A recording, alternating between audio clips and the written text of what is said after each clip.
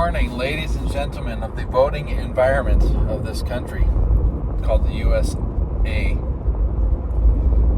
If you're a libertarian or an independent or any of the other ones that are not the main two varieties of idiots,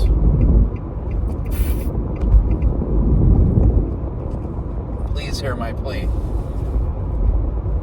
This is probably the most important voting time in the entire history of this country. We have two people that unfortunately are not the best choices in the world, but we know as independent types. I left the Republican Party in 2017. I got tired of both the sides' rhetoric.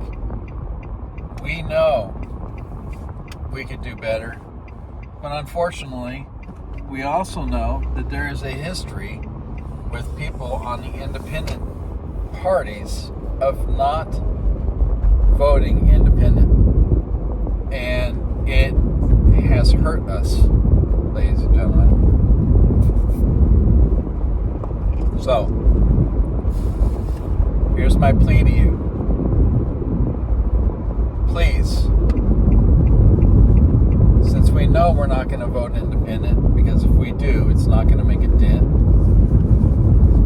en masse, massive amounts, like never before, vote for who you think is the better choice, please. I didn't agree with a lot of the things that Trump had to say on the debate because he was cornered by the three that orchestrated that debacle of a debate. And Harris, well, there's nothing I'm going to say about that woman. I don't particularly like Trump, but what I know is this. When he was in office the last time, I had $1.80 to $2 max for gas, and I could fill up my grocery cart for a month's worth of groceries on less than $300. That alone should tell you what you need to know. Oh, by the way, not nearly as people came over the border when he was in office. Let's see. We didn't lose $91 billion of military equipment to another country because we just left it there. And we didn't have a whole ton of war going on when he was in office either. So you vote how you want to, but we as independent people, we need to vote.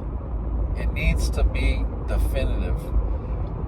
The word, they cannot deny who's being hired this time. The fate of the country literally depends on this vote.